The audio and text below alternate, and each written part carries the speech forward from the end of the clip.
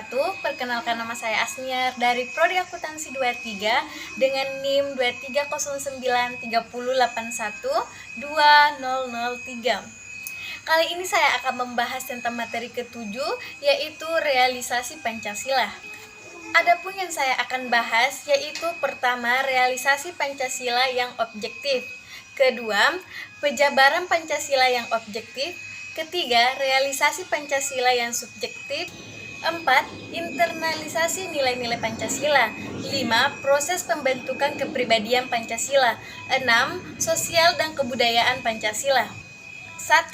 Realisasi Pancasila yang objektif. Realisasi Pancasila secara objektif itu realisasi seperti implementasikan nilai-nilai Pancasila dalam segala aspek penyelenggaraan negara, terutama dalam kaitannya dengan penyebaran nilai-nilai Pancasila dalam praktis penyebaran negara dan peraturan perundang-undangan di Indonesia. 2. Penjabaran Pancasila yang objektif. Pengertian penjabaran Pancasila secara objektif adalah pelaksanaan dalam bentuk realisasi dalam setiap aspek penyelenggaraan negara, baik di bidang legislatif, eksekutif maupun yudikatif, dan semua bidang kenegaraan, dan terutama realisasi dalam bentuk peraturan perundang-undangan negara Indonesia.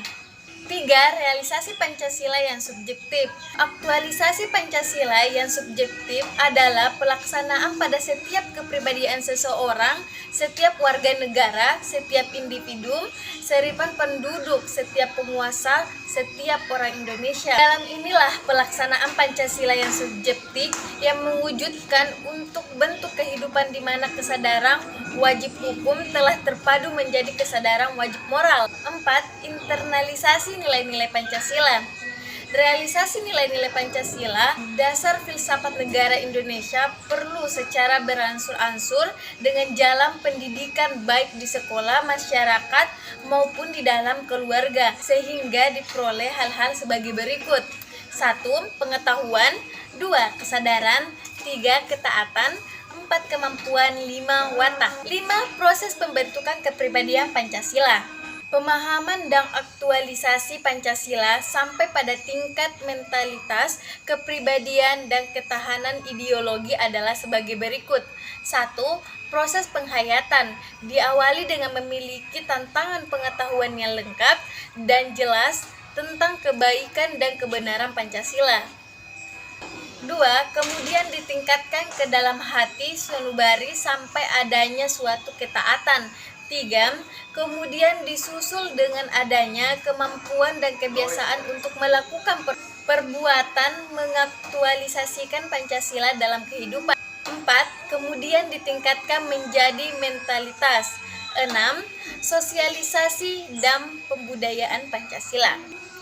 Epistemologi realisasi nilai-nilai Pancasila. Berdasarkan sistem epistemologis tersebut, maka revitalisasi, realisasi, sosialisasi, dan pembudayaan Pancasila tidak mungkin secara langsung dapat diamalkan, sehingga harus melalui transformasi dari sistem nilai, norma, kemudian dijabarkan dalam realisasi yang bersifat praktis. Proses sosialisasi dan pembudayaan Pancasila. Wujud kebudayaan Pancasila yang bersifat konkret yaitu berupa aktivitas manusia dalam masyarakat, saling berinteraksi sehingga terwujud suatu sistem sosial. Hasil budaya manusia yang berupa benda-benda budaya atau budaya fisik ini senantiasa bersumber pada kebudayaan Pancasila yang merupakan sistem nilai yang merupakan pedoman dan pandangan hidup suatu masyarakat. Sekian dari pemaparan materi ketujuh dari saya. Wabillahi taufiq wal hidayah. Assalamualaikum warahmatullahi wabarakatuh.